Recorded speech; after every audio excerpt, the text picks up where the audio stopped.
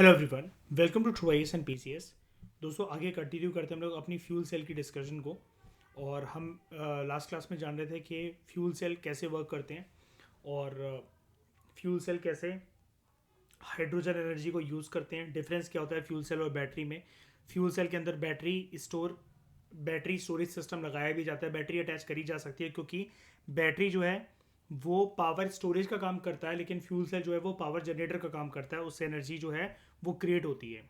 ठीक है, हमने कुछ कुछ एप्लीकेशंस भी जानी थी कि फ्यूल सेल की प्रोमिनेंट एप्लीकेशंस क्या हैं, जैसे कि यहाँ पर जाना था हमने। अब हम बात करते हैं प्रॉपर तरीके से एक इसी के साथ अटैच टॉपिक की, इलेक्ट्रोलाइट्स।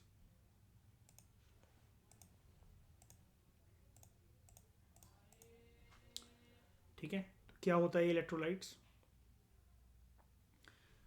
दीज आर दो सब्सटेंसेस जो कि आयंस रिलीज करते हैं अगर हम इनको पानी के अंदर डिजोल्व करें तो।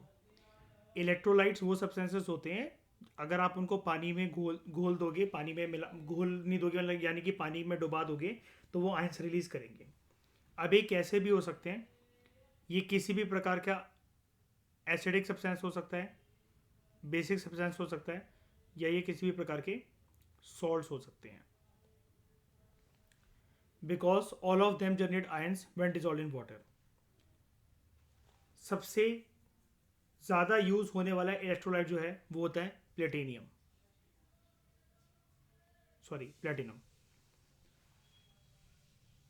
These solutions conduct electricity due to the mobility of positive and negative ions. यहाँ पर आयंस घूम रहे हैं, पॉजिटिवली चार्ज, नेगेटिवली चार्ज। इनकी मूवमेंट की वजह से एक इलेक्ट्रिसिटी एनर्जी जो है या पावर क्रिएट हो रही है, which are called as cations and anions respectively. Positively charge ions को आप क्या बोलते हो? नाइन्थ क्लास के केमिस्ट्री में आई थिंक आप लोगों ने ये टर्म सुना होगा, कैटायंस। ठीक है, और ये होते हैं एनायंस। अगर कोई स्ट्रॉन्ग इलेक्ट्रोलाइट्स है तो they completely ionise when dissolve. Completely ionise का मतलब क्या है? प्रॉपर तरीके से पॉजिटिव और नेगेटिव जो आयंस हैं वो रिलीज होंगे, and no neutral molecules are formed in the solution. ऐसा कुछ भी नहीं होगा, यानी कि कैटायंस और एनायंस ही बनेंगे। कोई भी ऐसा नहीं बनेगा कि न्यूट्रल चार्ज का कोई जो है कुछ डिस्चार्ज जो है वो क्रिएट हो, and no neutral molecules are formed in the solution. For example NaCl, HNO3, HClO3, CaCl2, ये स्ट्रॉन्ग इलेक्ट्रोलाइट्स होते हैं। अब आयोनाइजेशन रिप्रेजेंट कैसे होता है? NaCl, अब ये जो Na है यहाँ पर आप देखो, ये है प्लस इसका सिंबल, यानी कि पॉजिटिवली चार्ज आयन, जिसको हम लोग क्या बोलते हैं? कैटायन। क्लोराइड में ये माइनस है, तो नेगेटिवली चार्ज आयन, ये एनायन है। ये AQ का मतलब क्या है? इसको हम लोग किसी न किसी प्रकार के एक्वस सॉल्यूशन में डाल रहे हैं, और यहाँ पर हमारा एक्वस सॉल्यूशन क्या है? वाटर। ठीक है, यहाँ पर एक नहीं, फ्यूल सेल का डायग्राम हम लोग उससे देख रहे थे, गूगल क्रोम से।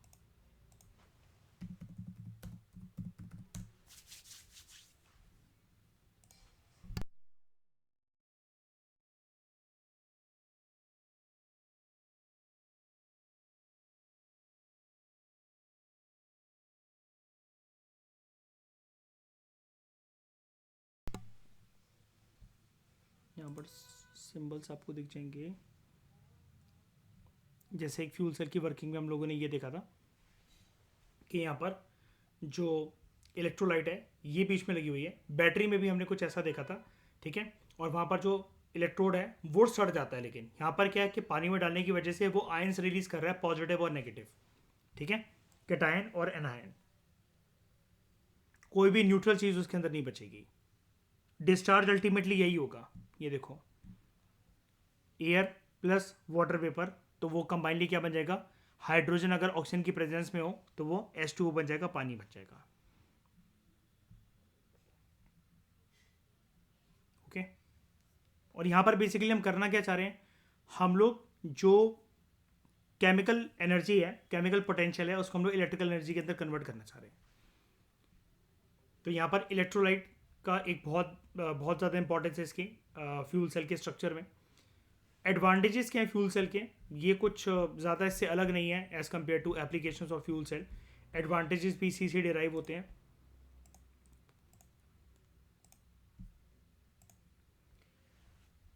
The cell will generate a voltage as long as it gets the fuel supply.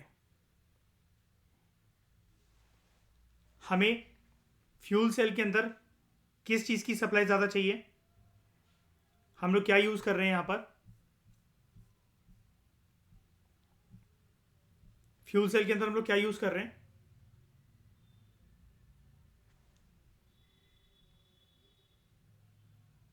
Hydrogen ions है ना इसके अंदर। और ऑक्सीडाइजिंग एजेंट क्या है? ऑक्सीजन। तो जब तक ये हाइड्रोजन और ऑक्सीजन का, hydrogen ion, good Shreya, hydrogen और ऑक्सीजन का जब तक जो है संगम, हाइड्रोजन ऑक्सीजन का जब तक संगम जो है वो चलता रहेगा, तब तक फ्यूल सेल जो है वो एनर्जाइज रहेगा। इसका मतलब यहां पर आप अनलिमिटेड पोटेंशियल के साथ एक वोल्टेज, एक पावर, एक इलेक्ट्रिसिटी क्रिएट कर सकते हो। इलेक्ट्रिसिटी वर्ड मैं इसलिए यूज कर रहा हूं बिकॉज इसका पूरा बेसिक फंडा ही इस चीज़ के ऊपर निर्भर करता है। अगर आप ये देखोगे ध्यान से, अगर आपको याद है, हम लोग केमिकल एनर्जी को कन्वर्ट कर रहे हैं, एक फ्यूल से आने वाली केमिकल एनर्जी को इनटू इलेक्ट्रिसिटी, इलेक्ट्रिकल एनर्जी। ठीक है, तो यहां पर क्या है, amount of oxygen and hydrogen and not the size of the fuel cell, ये डिटरमाइन करता है कि टोटल अमाउंट ऑफ एनर्जी कितनी जनरेट होगी। आप फ्यूल सेल जितना मर्जी बड़ा बना दो, उससे कोई फर्क नहीं पड़ता। छोटे से छोटे फ्यूल सेल में भी आपका काम हो जाएगा अगर आप ये इंश्योर कर सको कि आप ऑक्सीजन की और हाइड्रोजन की एक तरीके से कंसिस्टेंट और रेगुलर सप्लाई कर सकते हो। अगर उस फ्यूल सेल के अंदर साइज मैटर नहीं करता यहाँ पर, आप चाहे तो ये जो फ्यूल सेल के साथ जो बैटरी सेटअप है वो इतना बना लो, या फिर वो कोई आप इतना बड़ा बना लो, या फिर आप छोटे से छोटा इतना बना लो। ठीक है, मतलब ये मैं यहाँ पर बना रहा हूँ तो समझ जाओ मैं इनके साइजेस की बात कर रहा हूँ। आप इनमें से कोई सा भी साइज ले लो, चाहे ए, चाहे बी, चाहे सी, उससे कोई फ़र्क नहीं पड़ता अनटिल अनलेस आप ये इंश्योर कर सको कि ऑक्सीजन और हाइड्रोजन की जो सप्लाई की जो मात्रा है वो कंसिस्टेंट रहेगी। यहाँ पर इसका मतलब रिचार्जिंग इज़ नॉट रिक्वायर्ड। जैसा कि हम बैटरी में क्या कर रहे थे, बैटरी एक स्टोरेज मैकेनिज्म की तरह काम करती है। जैसे हमने रिमोट के सेल्स की बैटरी को देखा था, वो एक स्टोरेज मैकेनिज्म की तरह काम करती है। तो आप उसको चार्ज करना पड़ेगा, उसके चार्जर आते हैं, कुछ कुछ ज़्यादातर डिस्पोजेबल भी होती है। लेकिन यहाँ पर क्या है, फ्यूल सेल के अंदर आपको रिचार्जिंग की दिक्कत नहीं है, बिकॉज ऑक्सीजन और हाइड्रोजन की संभावना के ऊपर ये निर्भर है। ठीक है, तो तो ये जो फ्यूल सेल्स हैं ये तो फिर काफ़ी बढ़िया चीज़ हुई। एक तो एमिशंस भी नहीं कर रहे हैं, क्योंकि अल्टीमेटली जो चीज़ इससे डिस्चार्ज हो रही है वो हो रहा है hydrogen in the presence of oxygen. Combination में हम उसको क्या बोलेंगे, कॉम्बिनेशन में क्या मिलेगा, वाटर। तो ये तो फिर मस्त चीज़ है। इसका फ्यूचर देखते हैं, फ्यूचर पोटेंशियल देखते हैं। एक तो गाड़ियों में लगने वाले इंजन्स में डीजल या पेट्रोल के जो इंजन्स लगते हैं, हम उसको रिप्लेस कर सकते हैं फ्यूल सेल से। For automotive engines, power stations, power pack for portable electronics, fuel cell जो है इनकी पोटेंशियल काफ़ी ज़्यादा है कि ये आने वाले फ्यूचर के अंदर, आने वाले समय के अंदर एक डोमिनेंट टेक्नोलॉजी बन सके। क्योंकि यहाँ पर एमिशन इसका यही होगा, ज़ीरो एमिशन, कुछ नेगेटिव चीज़ डिस्चार्ज नहीं कर रहा है ये। उसके बाद they will compete with different energy conversion devices. आपको बाकी सारे डिवाइसेस में क्या करना पड़ता है, बैटरी को ही देख लो, आपको स्टोर करना है, दोबारा से वो पावर उसके अंदर क्या कहते हैं, फिल करनी है। उसके बाद एक फुलिश पोटेंशियल पर लेकर जाने के बाद, पावर फिलिंग के बाद, फिर आप उसको किसी चीज़ में यूज़ कर सकते हो। यहाँ पर आपको कंसिस्टेंट सप्लाई जो चाहिए वो सिर्फ हाइड्रोजन आयंस की और in the presence of oxygen चाहिए। आपको बेसिकली केमिकल एनर्जी को इलेक्ट्रिसिटी के अंदर या फिर इलेक्ट्रिकल एनर्जी के अंदर कन्वर्ट करना है। टर्बाइन और जो गैसोलीन इंजन है, जो कि एक प्रकार से काइंड ऑफ कंबशन इंजन है। कंबशन इंजन वो इंजन होते हैं जिसके अंदर फ्यूल स्टोर होता है, उसको एक्टिवेट करने के लिए, उसको एनर्जाइज करने के लिए हमें एक प्रकार की फायर की in the presence of oxygen, एक चिंगारी की आवश्यकता होती है।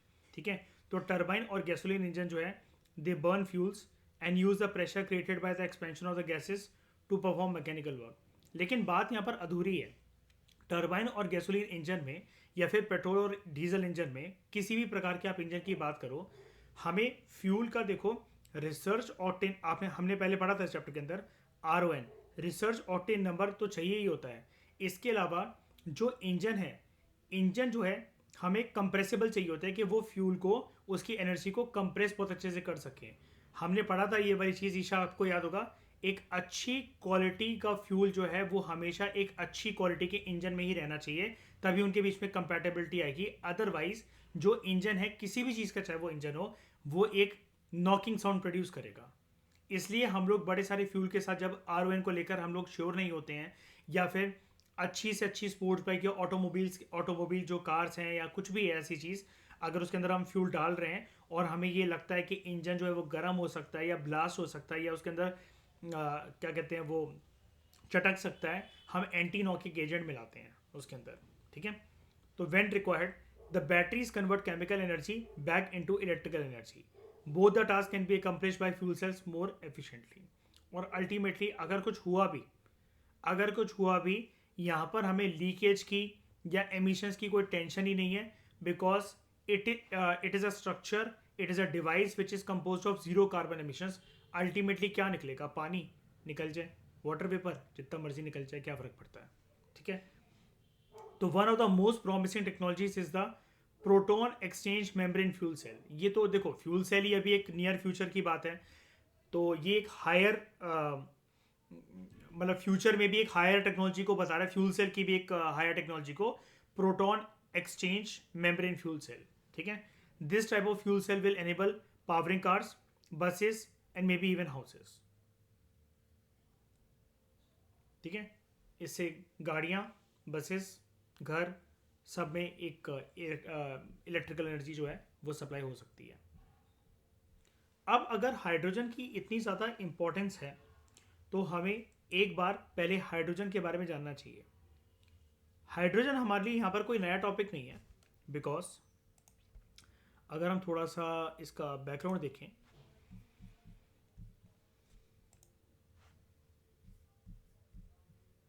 ये कैलोरीफिक वैल्यू के टर्म्स में हमने हाइड्रोजन की इंपॉर्टेंस को बहुत अच्छे से पढ़ा था। इसकी कैलोरीफिक वैल्यू 150 है, और एमिशन कैसा है इसका एमिशन 0 है। ये कोई भी चीज़ एमिट नहीं करता। बस कुदरती रूप से हमें हाइड्रोजन एक सोलो फॉर्मेट के अंदर नहीं मिलता। लाइक आप उसको कहो कि नेचर में मैं H2 ले आया ढूंढ कर कहीं से, वो आपको किसी न किसी चीज़ के साथ, मैं नॉर्मल भाषा से ही बोल रहा हूँ, मैं टेक्निकल टर्म्स केमिस्ट्री वाले यूज़ नहीं कर रहा, वो किसी न किसी चीज़ के साथ आपको अटैच होता ही मिलेगा, चिपका हुआ ही मिलेगा। और जर्नली हाइड्रोजन आपको ना किसी एक चेन के साथ मिलेगा, और जर्नली ऐसी जो चेन होती है कुदरती रूप से वो आपको मिलेगी हाइड्रोकार्बन की फॉर्म में। ठीक है, और ये चेन 3 फॉर्मेट के अंदर वर्क करेगी, सॉलिड, लिक्विड या फिर गैस। जैसे जैसे जहाँ पर हाइड्रोजन अटैच होगा कार्बन के साथ, कार्बन के नंबर में इजाफा होता चलेगा, वो बढ़ता चलेगा, तो वो गैशियस से लिक्विड और लिक्विड से सॉलिड में कन्वर्ट होता चलेगा। और जितना वो सॉलिड होता चलेगा उतनी कैलोरीफिक वैल्यूज फ्यूल की गिर जाएगी, उतना ही घटिया क्वालिटी का वो फ्यूल हो जाएगा, क्योंकि अल्टीमेटली एंड में कंबशन के बाद वो कुछ ना कुछ अपना रेसिड्यू छोड़ेगा, और वो रेसिड्यू अगर सॉलिड फॉर्मेट के अंदर है तो वो पैदा करेगा ऐश, कोल ऐश। एग्जाम्पल कोयले में क्योंकि सबसे ज़्यादा होता है कार्बन, तो कोल ऐश वो प्रोड्यूस करेगा। अब कोल ऐश एक बॉटम ऐश भी बनेगी, एक फ्लाई ऐश भी बनेगी। हम ये सारी चीज़ें पढ़ चुके हैं चैप्टर के अंदर, आपकी रिवीजन स्ट्रांग होनी चाहिए इस टाइम तक।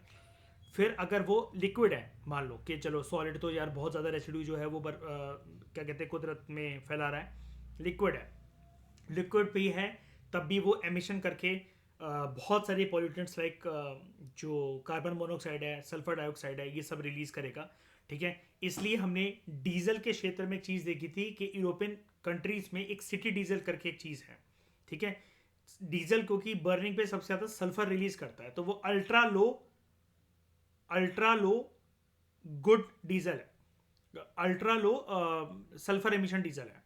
तो वो उसको हम लोग कहते हैं सिटी डीजल या फिर गुड डीजल, ठीक है। फिर अगर वो गैशियस है, गैशियस में भी थोड़ा सा खतरा तो है, लाइक मीथेन। हमने शेल गैस में पढ़ा था कि शेल गैस में जब हम लोग वेंट्स जो हैं, जो पाइप्स हैं, जो छेद हैं, वो ज़मीन के अंदर खुदाई कर करके डालेंगे शेल गैस की एक्सट्रैक्शन के लिए, तो मीथेन ऑटोमेटिकली बाहर निकलेगा। कुदरती रूप से नेचर हमारा इतना अच्छा दोस्त होता है कि वो ऐसी चीज़ों को ट्रैप कर लेता है, जिसको हम लोग कहते हैं सीक्वेस्टर करना, उसकी सीक्वेस्ट्रेशन करना, ठीक है। लेकिन इन सारे प्रोसेस में जब आप मीथेन रिलीज करोगे तो ऑब्वियस ही बात है वो भी निकलेगा। लेकिन इन सब में एक मजाक की बात यह है कि कुदरती रूप से सिर्फ एक हाइड्रोजन ही है जो कि इतना क्लीन है, जो कि अलग से निकलता नहीं है किसी भी एक्टिविटी में डिस्चार्ज होकर। आप अगर सॉलिड ले रहे हो तो तब भी वो एक हाइड्रोकार्बन है, हाइड्रोजन के साथ कार्बन भी है। लिक्विड ले रहे हो तब भी वो एक हाइड्रोकार्बन है, हाइड्रोजन के साथ कार्बन भी है। आप गैस ले लो, कम से कम नंबर को ले लो, आप CH4 को ले लो, मीथेन को ले लो, CH4 को ले लो, हाइड्रोजन 4 है, फिर भी एक कार्बन के साथ वो अटैच है। मतलब इसको ना चिपकूपन बहुत पसंद है। हाइड्रोजन आपको एक सोलो फॉर्मेट के अंदर कुदरती रूप से नहीं मिलता, अगर मिल जाए तो कैलोरीफिक वैल्यू इतनी बढ़िया है 150, बहुत अच्छे से जलेगा, कोई भी रेसिड्यू नहीं छोड़ेगा, और क्लीनेस्ट फ्यूल है, ठीक है। अब ये जो चीज़ है ना, हाउ इज हाइड्रोजन प्रोड्यूस्ड, ये जानने के बाद आप बैकग्राउंड ये पूरा का पूरा जानते हो। और हाइड्रोजन की बात सिर्फ यहीं तक नहीं है, इसमें चैप्टर में आगे भी हाइड्रोजन के बारे में अच्छी खासी डिस्कशन थी, जिसमें हम बात कर रहे थे कि हाइड्रोजन को हमें क्यों यूज़ करना चाहिए। तब भी हमने हाइड्रोजन की वैल्यूज़ के बारे में उसकी इंपॉर्टेंस के बारे में बेसिकली जाना था, ठीक है। तो हाइड्रोजन कैसे प्रोड्यूस होता है? Hydrogen does not exist on earth as a gas. मैंने आपको पता है ना, कुदरती रूप से सोलो तरीके से नहीं मिलेगा, and hence it is required to be separated from other compounds. किसी न किसी चीज का चिपका रहता है, ठीक है। Hydrogen can be usually produce by electrolysis. ये वाली प्रक्रिया मैं आपको बता चुका हूं। पानी के अंदर आप रॉड डालो, पानी में क्या करना है हमें, ये दो चीजें अटैच हैं, हाइड्रोजन और ऑक्सीजन, और ये मिलकर ही बना है पूरा का पूरा पानी का अस्तित्व, H2O। बस हम कैसे करके ये सुनिश्चित कर सकें अगर कि हमने हाइड्रोजन को अलग कर दिया और ऑक्सीजन को अलग कर दिया, तो बेसिकली हमने क्या करा, इनके मॉलिक्यूलर कंपाउंड का बाइफर्केशन कर दिया, ऑक्सीजन का अलग मॉलिक्यूल, हाइड्रोजन का अलग मॉलिक्यूल। इस प्रक्रिया को पानी में रॉड डालकर जब बिजली मारकर ऐसा करा जाए, आराम से ही बता रहा हूं मैं इसलिए आपको इजी वर्ड्स यूज कर रहा हूं, पानी में रॉड डालकर बिजली मारकर, बिजली पास कर ऐसा करा जाए और इनके चिपकूपन को तोड़ा जाए, तो वो बनती है प्रक्रिया इलेक्ट्रोलिसिस की, ठीक है। क्या होता है यहां पर इलेक्ट्रोलिसिस के अंदर? वाटर स्प्लिटिंग, ठीक है। अब एक्चुअली हम पानी को नहीं तोड़ रहे हैं, पानी एक्चुअली क्या है, पानी अभी मैंने बताया ना, पानी को तोड़ रहे हैं, यानी कि पानी ऐसा जो आपको आंखों से दिख रहा है वो पानी नहीं टूट रहा है। दो हिस्सों में बाल्टी, ऐसा नहीं होगा कि पानी एक लेफ्ट साइड आ जाएगा, राइट साइड आ जाएगा, बीच में गैप क्रिएट हो जाएगा, ठीक है। हम लोग पानी का जो अस्तित्व आपको दिख रहा है वो एक्चुअली हाइड्रोजन और ऑक्सीजन का अस्तित्व है। इतने छोटे छोटे छोटे छोटे अनगिनत मॉलिक्यूल्स हैं, वो मिलकर आपको एक पानी का रूप दिखा रहे हैं आपकी आंखों से, ठीक है। हमें इसको स्प्लिट करना है, यानी कि उसी पानी के अंदर वो वाटरी एलिमेंट ही रहेगा आपके सामने, हमें उससे बस जो ऑक्सीजन मॉलिक्यूल्स हैं उनको अलग कर देना है, इसको कंपाउंड फॉर्म में, या फिर कभी भी, ये तो इलेक्ट्रोलिसिस तो चलो एक प्रक्रिया हो गई, कभी भी हमें हाइड्रोजन को, मतलब बेसिकली वो जिस भी चीज से चिपका हुआ है, जैसे फॉर एग्जांपल मीथेन में वो कार्बन से क्या कहते हैं चिपकूपन दिखा रहा है, यहां पर पानी के अंदर वो ऑक्सीजन के साथ दिखा रहा है चिपकूपन, तो हमें उसको दूर करना है बस उससे। इलेक्ट्रोलिसिस के अंदर हम लोग पानी के अंदर जाके हाइड्रोजन का पानी के अंदर जाके ब्रेकअप करवा रहे हैं ऑक्सीजन के साथ, ठीक है। एंड स्टीम रिफॉर्मिंग,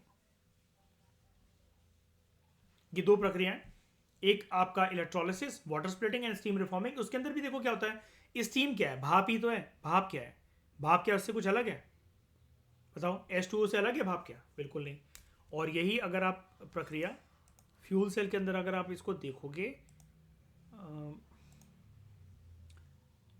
यहां पर, यस, ये हम इस इलेक्ट्रोलाइट में कोशिश करते हैं कि हाइड्रोजन के मॉलिक्यूल्स को हम अलग कर दें। अभी दो दो साथ में क्यों है? बिकॉज H2 H2 H2 और H2, ऑक्सीजन को थोड़ा सा अलग करने की कोशिश करी जाती है, ठीक है। तभी तो ये फ्यूल सेल की प्रक्रिया इतनी कारगर है। यही तो प्रोसेस है एक तरीके से पानी से चलने वाली गाड़ियां, जिसमें हाइड्रोजन यूज होगा as a fuel, main fuel, oxygen अलग। और ऑक्सीजन को बोला जाएगा जब ये पूरा का पूरा इसकी कैपेसिटी जो है इस हाइड्रोजन मॉलिक्यूल की यूटिलाइज हो गई है, तब तेरे को पानी बनाकर दोबारा, हम तेरे को जुदा नहीं करवा रहे हैं ऑक्सीजन से, हम दोबारा तेरे को उसके साथ अटैच कर कर बाहर निकाल दे रहे हैं। तेरा काम हो गया, अब तुम जाओ। इतने ही टाइम के लिए हम ऑक्सीजन को बोल रहे हैं तेरे हाइड्रोजन की हमें जरूरत थी। हमने तेरा परमानेंट ब्रेकअप नहीं करवाया है। हमें जब तक उसको यूटिलाइज करना था तब तक हमने उसको एक केमिकल एनर्जी से कन्वर्ट करते हुए इलेक्ट्रिकल एनर्जी के अंदर यूटिलाइज कर लिया। अब तुम दोबारा जो वेंट आउट है उसको एक पानी की फॉर्म में तुम लोग अटैच है, तो तुम लोग चले जाओ यहाँ से। हमें क्योंकि एक क्लीनर फ्यूल चाहिए। हम यहाँ पर कार्बन से रिक्वेस्ट नहीं कर रहे हैं, मीथेन से रिक्वेस्ट नहीं कर रहे हैं कि CH4 तू आ जाए यहाँ पर, क्योंकि अगर तू आ भी गया तो अगर कुदरती रूप से एनवायरनमेंट के अंदर अगर डिस्चार्ज हुआ तो एनवायरनमेंट के पर्यावरण की लंका लगाएगा। हमें चाहिए यहाँ पर पानी, ठीक है। मतलब जो आउटर इंग्रेडिएंट है, आउटर इंग्रेडिएंट नहीं सॉरी, आउटर डिस्चार्ज जो कोई भी चीज़ है वो पानी होना चाहिए। इतनी बात समझ में? ये कहानी पल्ले पड़ी, पहले बताओ। कोई टेक्निकल तो नहीं लगा ज़्यादा?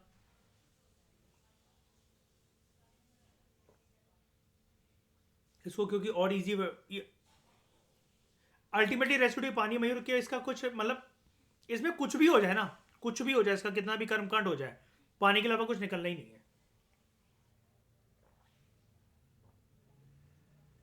लेकिन आप ये चीज सोचो, जहां से मीथेन निकल रहा है वो माइन ब्लास्ट हो जाए, ऐसी कोई प्रक्रिया जो पाइप वेंट है जिससे कहीं से कोयला निकल रहा है, पेट्रोल निकल रहा है, कच्चा तेल निकल रहा है।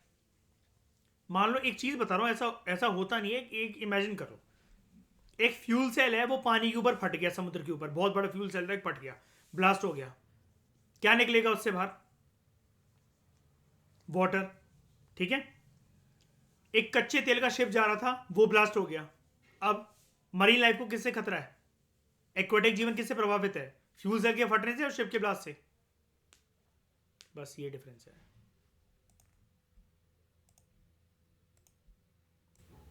मैंने इमेजिन करने को बोला, समुद्र में कोई फ्यूल सेल नहीं लगने वाला, ना ही कहीं ये इधर उधर जाने वाला, ठीक है। उसके बाद least expensive method among these three is steam reforming, ठीक है। यहां पर भी देखो, आप मैकेनिज्म कुछ भी सोच सकते हो, ऐसा कुछ नहीं है कि आप ना बुक्स के ऊपर ही जाओ। आप अगर इसके बारे में स्टडी करोगे ना, जितने मैंने आर्टिकल्स पढ़े इस टॉपिक को प्रिपेयर करने के लिए, उन सब में ये था स्टीम रिफॉर्मिंग क्या है। अब ये वाला काम आप जहां पर भी आपको भाप की जरूरत थी, जियोथर्मल एनर्जी को आप यूज कर रहे थे, आप पंखों को चला रहे हो, टर्बाइंस को चला रहे हो, आपका भाप का काम हो गया। बीच में कुछ ऐसा डिवाइस लगा दो कि जहां से जो है एक हम लोग उसी भाप को यूटिलाइज करके नीचे, अभी तक क्या कर रहे थे जियोथर्मल एनर्जी के अंदर, जो जियोथर्मल टर्बाइन श्रेय हम लोगों ने लगाई होती है, भाप को कूलर में, एयर कूलर में डाल के पानी कंडेंसेशन उसका करके पानी बनाकर दोबारा भेज देते हैं समुद्र में, सी में। ऐसे ही होता है ना शैनी। इसमें क्या करो? कुछ नहीं करो, फ्यूल सेल लगा दो। और उसकी टेक्नोलॉजी कुछ ऐसी, फ्यूल सेल लगाने से कुछ नहीं होता, मतलब एक टेक्नोलॉजी ऐसी कर दो कि फ्यूल सेल एक क्रिएट हो जाए। वो क्रिएट कैसे होगा? कोशिश करो एक ऐसा सिस्टम लगाने की जहां पर हाइड्रोजन मॉलिक्यूल्स अलग हो जाए, ऑक्सीजन मॉलिक्यूल्स अलग हो जाए। तो देख रहे हो मयूर, डबल फायदा। जो भाप निकल रही है उससे जियोथर्मल एनर्जी भी क्रिएट हो रही है। अगर वो आगे हम लोग उसको दोबारा पानी कंडेंसेशन करके पानी बनाकर वापस ना भेजें, तो उससे हम क्या कर सकते हैं, ये सेकंड प्रक्रिया में फ्यूल सेल का वही वो काम करेगा। और मान लो पानी बन भी गया तो उसको डिस्चार्ज मत करो ना, hold that water and use electrolysis process. वो तो आपको बस ये बता रहा है राइटर यहाँ पर कि least expensive method among these is steam reforming. बात ना हमेशा जब भी तकनीकी की या विज्ञान के क्षेत्र में आती है, तो हमेशा ना ये भी नहीं देखा जाता है कि क्या चीज़ सस्ती हो। सस्ती चीज़ हमेशा ये तब, सस्ता जो एलिमेंट होता है किसी भी इन्वेंशन में, वो तब आता है पहले चीज़ इन्वेंट तो हो जाए, तब तो हम देखेंगे कि क्या सस्ता क्या महंगा। पहले इन्वेंट तो हो जाए चीज़। अभी यहाँ पर क्या है कि इसके ऊपर अभी वर्किंग बहुत ज़्यादा बाकी है, अभी बहुत ज़्यादा काम इसके ऊपर बाकी है, तब ये देखा जाएगा। ओके, तो इंडस्ट्रीज के अंदर hydrogen can be separated from carbon atoms in methane, अभी मैंने आपको बताया था ना। और यहाँ पर क्या है, ये CH4। मैं एक चीज़ आपको और दिखाता हूँ, हमने यहाँ पर पढ़ा था कहीं, ये रहा।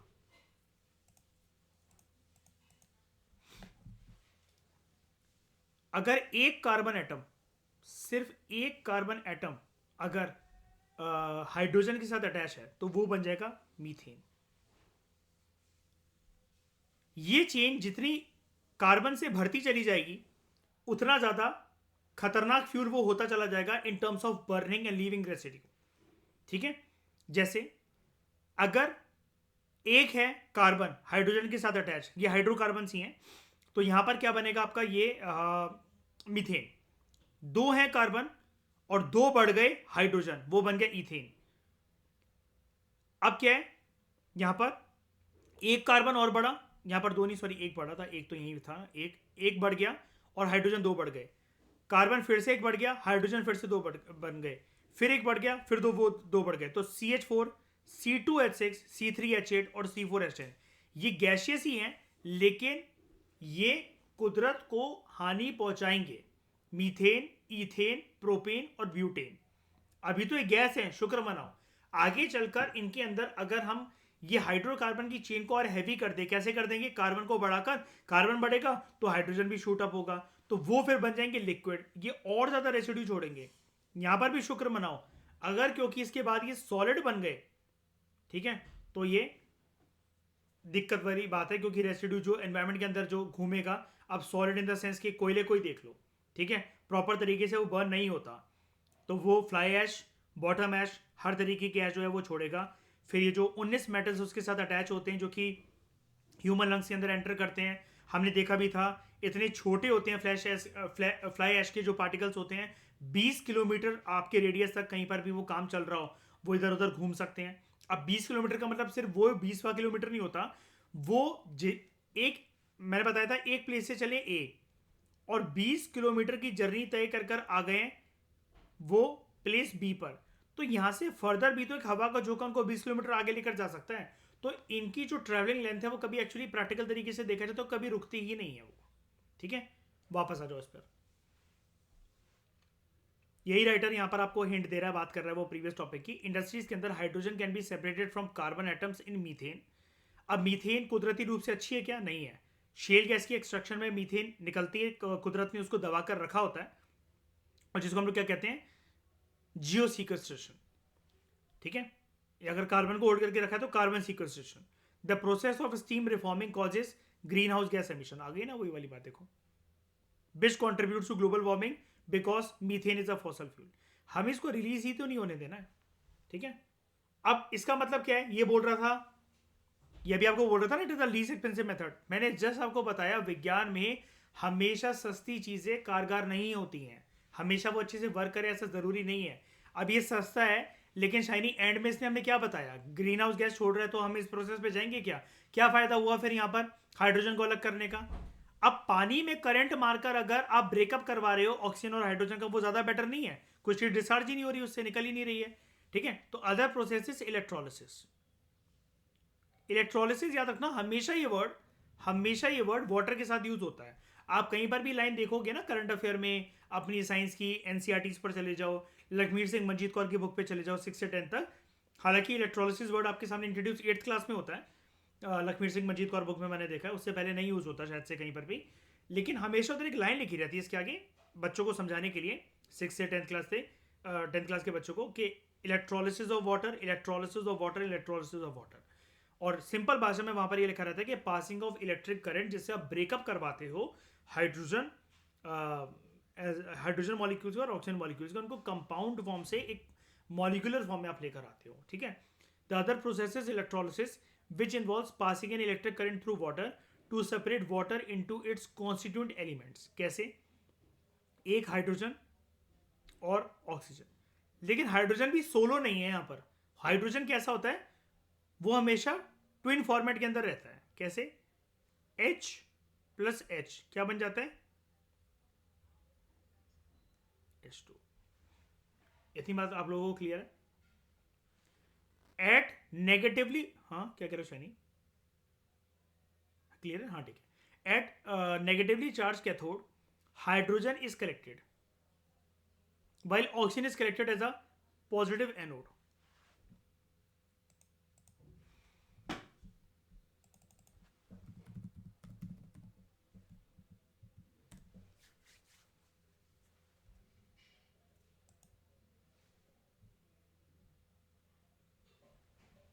कैथोड क्या बोल रहे हैं कैथोड को, यहां पर नेगेटिवली चार्ज कैथोड, एनोड कैसा है, पॉजिटिव रॉड है, पॉजिटिवली चार्ज रॉड है।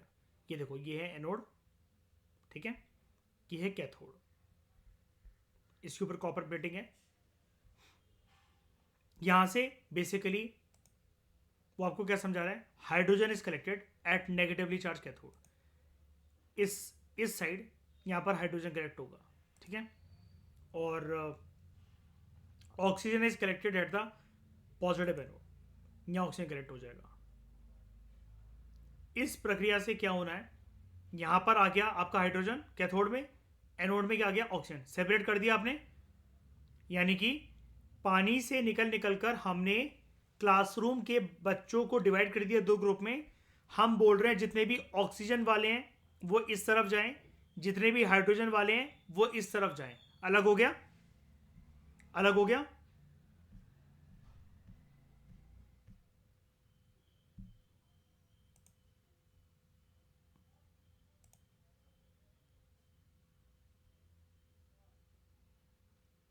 ये डायग्राम ठीक है वैसे।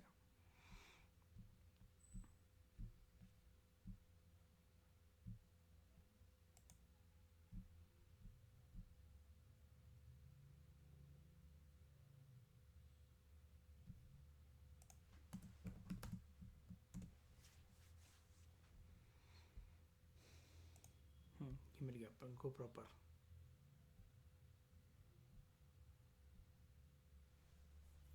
एनोड कंफ्यूज मत होना कि उधर रॉड तो राइट साइड थी, ये एनोड मतलब पॉजिटिव जो रॉड है इसकी बात कर रहा है।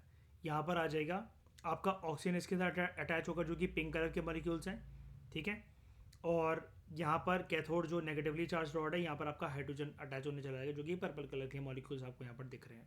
आपने कर दिया, मैंने आपको बताया ना 6 से लेकर 10 तक में होता है इलेक्ट्रोलिसिस ऑफ वाटर, ठीक है।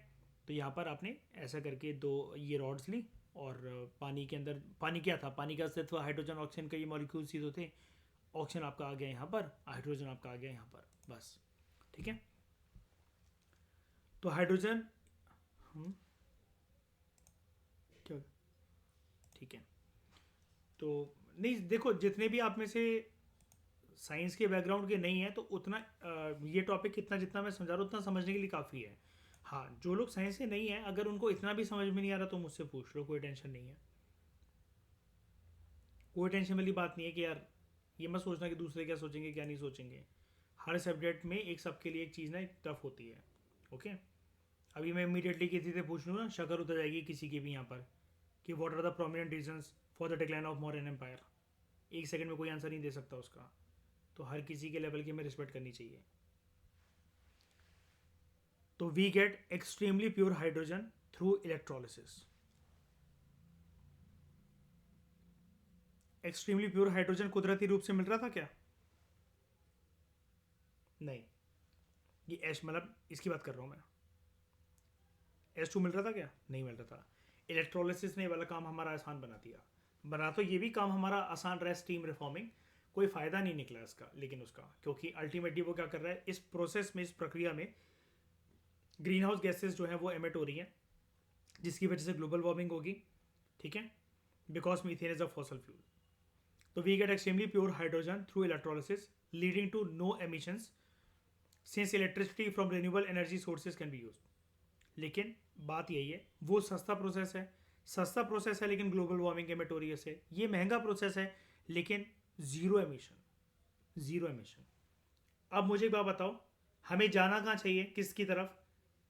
महंगे प्रोसेस को चुन लें और पर्यावरण की बैंड ना बजाएं, सस्ते प्रोसेस को चल लें लेकिन थोड़ा बहुत पर्यावरण की बैंड अगर बच भी रही है तो कोई बात नहीं। बताओ। इसका आंसर कुछ नहीं है shiny. This is still a dilemma among private industry. अगर ऐसा होता शाइनी, अगर इतना आसान होता ये तो अभी तक ये आ गया होता। उसका रीज़न सिंपल सा है, ये कंपनीज जो है ना, फिर अगर ये सब प्रक्रिया लेकर आएंगी, क्योंकि अल्टीमेटली उनको करना क्या है, फ्यूल सेल बनाना है। ये बर्डन वो खुद क्यों लेंगी शाइनी, वो तो हम पे थोप देगी ना। फिर ये मतलब कॉस्ट हमारी जेब से जाएगी, हम एक्सेप्ट होंगी नहीं, हम कहेंगे कोई बात नहीं भाई, पेट्रोल सही है हमारे लिए। और फिर इंसान रीज़न क्या देता है, सिर्फ मेरी वजह से एनवायरमेंट थोड़ी ना गंदा हो रहा है, उसके लिए तो सब रिस्पॉन्सिबल है। मैं क्यों अपने कुरकुरे का पैकेट जो है क्यों ना फेंकूँ रोड पे, सभी फेंक रहे हैं। मैंने थोड़ी ना ठेका ले रखा सब कुछ सारी चीज़ों को साफ़ करने का, या फिर मैंने रिस्पॉन्सिबिलिटी निभाने का। बात ये है, सस्ती चीज़ें अगर लोगों को क्या कहते हैं दी जाती हैं, और उसके बाद आप उनसे जागरूकता की बात करो, तब लोग उसको एक्सेप्ट करते हैं। ये बेसिक ह्यूमन बिहेवियर होता है, ये बेसिक ह्यूमन साइकोलॉजी होती है। इसके पीछे कौन सही है कौन गलत है, क्या होगा क्या नहीं होगा, उससे उसका कोई रीज़न नहीं होता है। तो other processes include photo electrolysis, ठीक है, and biomass gasification. Some algae and bacteria have also been identified to produce hydrogen under certain conditions with the help of sunlight as a source of energy। ठीक है, लेकिन अभी जो हमारे सामने है बेस्ट प्रक्रिया, थोड़ी सी एक्सपेंसिव ज़रूर है, लेकिन वो है इलेक्ट्रोलिसिस ऑफ वाटर। ऐसे ही करके बस अगर हम कुछ इंजन बना सके जिसमें ऑटोमेटिकली गाड़ी अगर चल रही है और ये वाला काम आसान होता रहे, या चलो ठीक है फ्यूल सेल जो है वो हम यूज़ कर लें। लेकिन अभी क्या है कि फ्यूल सेल एक्सपेंसिव होंगे अगर हम एकदम से उसकी मार्केट को बढ़ाना चाहेंगे। हमें करना यही है, हम हाइड्रोजन का ऑक्सीजन के साथ ब्रेकअप करवा दें, हाइड्रोजन को यूज़ कर लें। लेकिन इस पूरी प्रक्रिया, चाहे फिर वो कोई सी भी प्रक्रिया हो, कोई सा भी स्टीम रिफॉर्मिंग का प्रोसेस हो, इलेक्ट्रोलिसिस का प्रोसेस हो, फोटो इलेक्ट्रोलिसिस का प्रोसेस हो, बायोमास गैसिफिकेशन हो, या फिर कुछ जो एल्गे और जो बैक्टीरिया हैं वो सर्टेन कंडीशंस के अंदर हाइड्रोजन प्रोड्यूस करे, कुछ भी प्रक्रिया A to Z है, साम दाम दंड भेद कुछ भी लगाकर हमें उसको चीप बनाना है अल्टीमेटली। क्योंकि ये काम फिर प्राइवेट कंपनीज का, ये अगर पीपीपी मॉडल के अंदर भी हो रहा है, क्योंकि ये फिर इसके अंदर महारत कोई एक कंट्री या उस कंट्री की सरकार या प्राइवेट एजेंसीज मिलकर कर पाएंगी। जब इसका इंपोर्ट एक्सपोर्ट होगा, अल्टीमेटली इसका बर्डन कंज्यूमर के ऊपर पड़ेगा, एंड कंज्यूमर के पास अभी ऑल्टरनेटिव फ्यूल्स अवेलेबल हैं इस जनरेशन के पास, तो वो इसको एक्सेप्ट नहीं करेंगे। क्योंकि कोई भी इतना अच्छा पर्सन नहीं होता कि वो पर्यावरण के लिए अपने पैसे को ठोके। और बात यहाँ पर ये है कि इस फ्यूल के लिए कोई भी प्रकार की कोई सब्सिडी कुछ ऐसा तो है नहीं कि सस्ता करवा देगी सरकार, कि सरकार आपके साथ जो है वो कॉस्ट शेयरिंग कर लेगी। तो अल्टीमेटली लोग इसको रिजेक्ट ही करने वाले हैं। पर्यावरण के ऊपर इम्पैक्ट लोग बाद में देखेंगे, पहले वो अपना out of the pocket expenditure देखने वाले हैं। सिंपल सी चीज़। तो फ्यूचर ऑफ हाइड्रोजन, तो हाइड्रोजन जैसे आपको समझ में आएगा कि मतलब देखो, एक कारगर टेक्नोलॉजी तो है, एक कारगर चीज़ तो है कि अगर उससे टेक्नोलॉजी को उससे अगर हम लोग किसी भी प्रकार की टेक्नोलॉजी को यूज़ कर रहे हैं, पर्यावरण की कोई लंका नहीं लगने वाली, पर्यावरण को कोई नुकसान नहीं होने वाला। बस उसको जो खींचने की जो प्रक्रिया है कि अलग से खींचना है, हमेशा किसी ना किसी चीज़ के साथ वो चिपका रहता है। तो वो जो है हमें उसको रोकना है और उसको सस्ता बनाना है। उसके बाद हम बात करते हैं फ्यूचर ऑफ हाइड्रोजन की। फ्यूचर में हाइड्रोजन हमें एक पोटेंशियल फ्यूल तो देखो नज़र आ रहा है। हाइड्रोजन को अगर हम यूज़ करें, कैलोरीफिक वैल्यू सबसे best, emission zero, environment friendly yes सबसे ज़्यादा, ठीक है। बात आ रही है बस एक कॉस्ट बियरिंग की, उसको फ्यूल की तरह यूज़ करने में, ठीक है। खैर कोई बात नहीं, साइंटिफिक एडवांसमेंट्स होते होते एक दिन ये भी हो ही जाएगा। तो फ्यूचर में ये एक्सपेक्टेड है ह्यूमन सिविलाइजेशन को कि हाइड्रोजन जो है एज अ फ्यूल, ये काफ़ी एक इंपॉर्टेंट रोल प्ले करने वाला है as an energy carrier. Because इसकी जो प्रोडक्शन है, it's production can be made by using renewable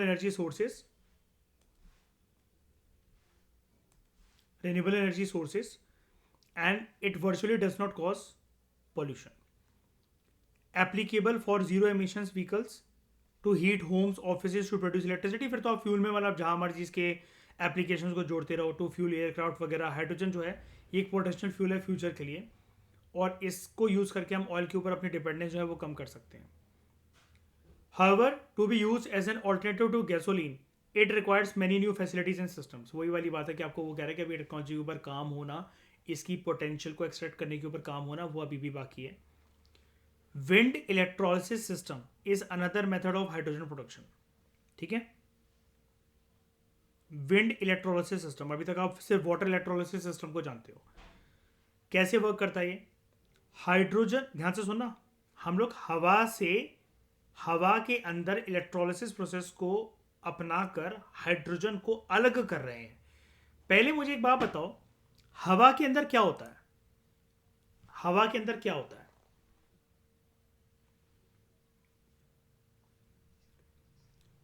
हवा के अंदर होती है नमी। नमी का मतलब पानी के मॉलिक्यूल्स हैं हवा के अंदर के, नहीं है ना? प्रूफ, इस चीज को प्रूफ कैसे करें?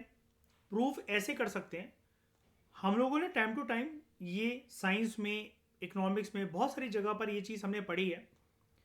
अगर कमरे को, अगर हम कुछ दिनों के लिए अपने बंद करते हैं, कमरे में एक भभक सी छूटती है, एक ऐसा लगता है कि जैसे, मतलब एक वाटरी वाटरी एलिमेंट ज़्यादा हो रखा है कमरे के अंदर, ठीक है, स्पेशली पसीने वाली गर्मियों में जब ये वाला काम होता है ना?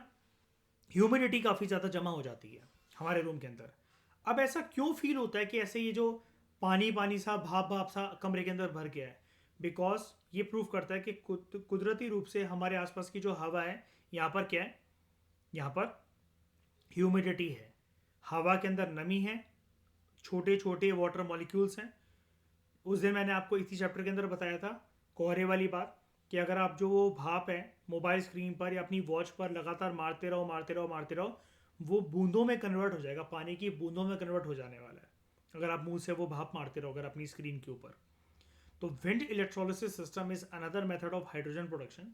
कैसे वर्क करता है? Hydrogen is compressed up to pipeline pressure to be fed into transmission pipeline.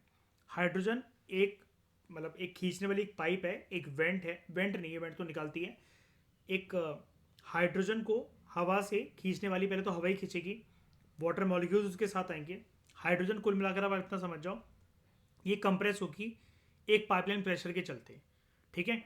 फिर इसके लिए एक ट्रांसमिशन पाइपलाइन होगी which further transport the which will further transport the hydrogen to compressed gas terminal where hydrogen is loaded into compressed gas tube trailers।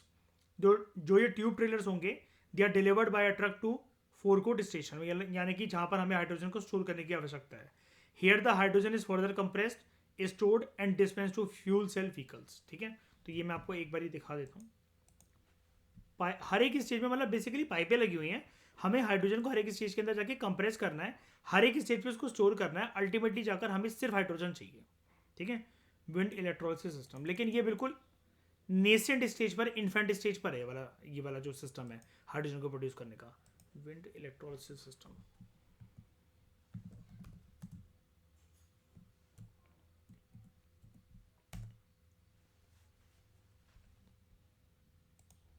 देखो मैं आपको वही बता रहा हूँ, हर एक स्टेज पे इसको कंप्रेस करना है। सबसे सिंपल डायग्राम इसका ये होता है, आपके पास ये विंड मिल है, ठीक है, या कोई भी ऐसी चीज़ है, विंड मिल नहीं भी है लेकिन सबसे बेस्ट तो वही होता है, उनको अपनी भी बिजली बनाने दो। यहाँ से एक क्या करो, एक इलेक्ट्रोलिसिस यूनिट जोड़ दो, ठीक है। यहाँ पर क्या करना है आपको, फिर उसके बाद ये एक इलेक्ट्रोलिसिस यूनिट आपने लगाई, उसके बाद आपने यहाँ पर सेफ्टी स्टोरेज लगाए, टैंक्स लगाए। ये जिसकी बात कह रहा था ना, कहाँ गया ये? Tube trailers deliver to trucks. आपने कुछ, उसके बाद अल्टीमेटली यहाँ पर जो एक टर्म थी ना, मैं आपको बताया था, ट्यूब ट्रेलर्स, ठीक है।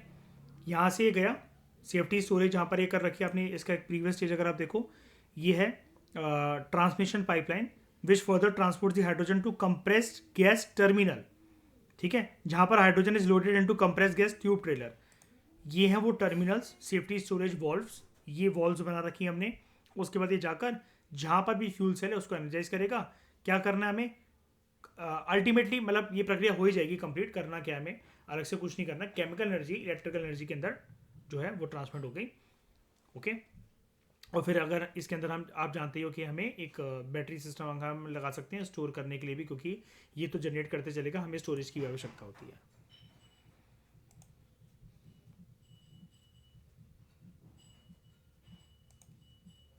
ओके। तो यहाँ पर hydrogen is further compress, stored and dispense to fuel cell vehicles, okay. Next lecture में दोस्तों हम लोग बात करेंगे माइक्रोबियल फ्यूल सेल्स के बारे में। इस डिस्कशन में फिलहाल इतना ही। Thank you very much for discussion.